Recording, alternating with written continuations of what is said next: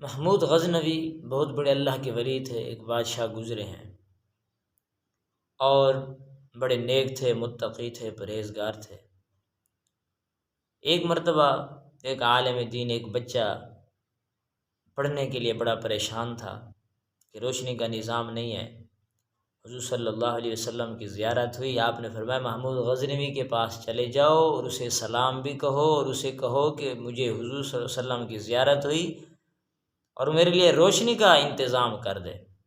اور اگر وہ پوچھے کہ کیا نشانی ہے، کیا علامت ہے، مجھے کیا پتہ کہ زیارت ہوئی یا نہیں، آپ نے فرمایا نہیں یا نہیں فرمایا، تو کہا کہ اسے کہہ دینا کہ تو ہر روز 5000 مرتبہ مجھ پر درود شریف پڑھتا ہے، اور رات کو نہیں پڑھا تھا، کچھ کمی کوتاہی ہو گئی تھی، نہیں پہنچا مجھ تک، تو یہ نشانی ہے۔ تو جا کر کے بادشاہ سے وہی باتیں کہیں، انہوں نے کہا کہ کوئی نشانی بتاؤ کہ حضور صلی اللہ علیہ وسلم نے خواب میں یہ فرمایا ہے روشنی کا انتظام کر دو۔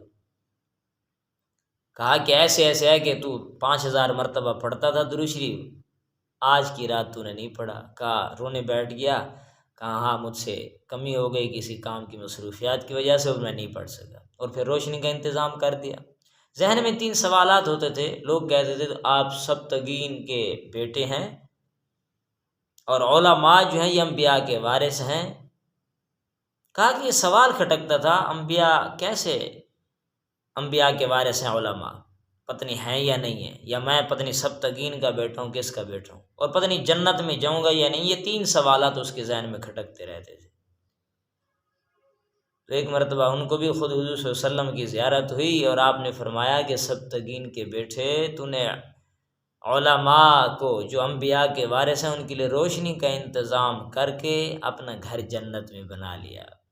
تینوں جو ہے وہ اس کے سوال آسان ہو گئے۔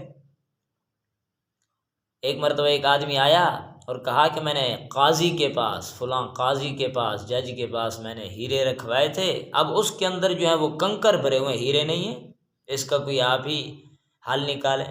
تو کہا کہ اچھا میں نکالوں گا۔ اور ذہن میں ایک بات آئی، لوگوں سے کہا ایک مرتبہ کہ میں 3 دن کے لیے کہیں سفر پہ جا رہا ہوں۔ تو جب جانے لگے تو گھر میں، اپنے گھر کا جا کر کے انہوں نے ایک گدا تھا جو بچھونا تھا اس کو پھاڑ دیا، اور پھاڑ کے وہیں رکھ کے چلے گئے۔ اب ایک آدمی جو وہاں پہ ملازم تھا، وہیں پہ بیٹھا تھا، اس نے دیکھا یہ سارا ماجرا کہ یہ تو پھٹا ہوا ہے، بادشاہ آئیں گے، محمود غزنوی صاحب وہ تو ناراض ہوں گے۔ ایک رفو گھر کی تلاش کی، رفو گھر کہیں سے مل جائے، اس کا نام احمد تھا، اس کو تلاش کیا، بہت بڑا کاریگر تھا کہ ایسی جگہ سے ایسے سی دیتا تھا کہ پتہ ہی نہیں چلتا تھا کہ یہ پھٹا ہوا تھا کہ نہیں۔ بڑی کوششوں کے ساتھ اس کو بلا کے اور وہ سلوا کے، اور ایسے پتہ چلتا تھا یہاں سے کہیں سے پھٹا ہی نہیں۔ اصل میں وہ تھیلی کا نظام تھا کہ قاضی کہتا تھا کہ دیکھو جیسے سلی ہوئی تھی ویسے سلی ہوئی ہے، میں نے کیسے کنکر بھر دیے، کیسے وہاں سے ہیرے نکال دیے۔ اصل اس کی تلاش تھی، اور پھاڑا بھی اس لیے تھا، اس کو پتہ نہیں تھا کہ یہ خود بادشاہی پھاڑ کے گیا ہے۔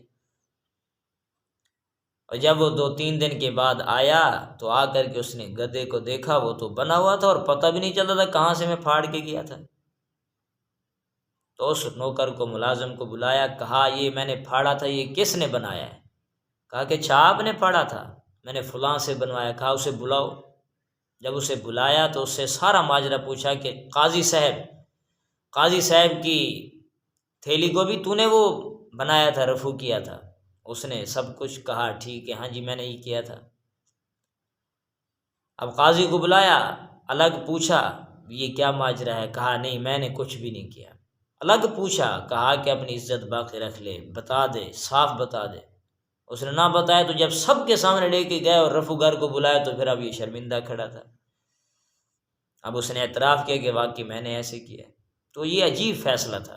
اصل مقصد یہ ہے، اس فیصلے سے یہ نکلتا ہے کہ اللہ بھی آج ہم سے الگ پوچھنا چاہتے ہیں کہ تم نے کیا گناہ کیا، ہمیں مان لینا چاہیے اور توبہ استغفار کر لینی چاہیے۔ جب ہم سب کے سامنے جائیں گے کیسے حساب کتاب دیں گے؟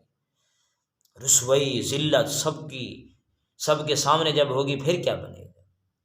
تو اس لیے انسان ہر وقت کوشش کرے، فکر کرے کہ بس میرا رب راضی ہو جائے، اس سے تعلقات اچھے ہو جائیں، دنیا کے اندر بس وہ راضی ہو جائے تاکہ میری دنیا آخرت اچھی بنے۔ اللہ سے ہمیں عمل کی توفیق نصیب فرمائے۔ وآخر دعوانا الحمدللہ رب العالمین۔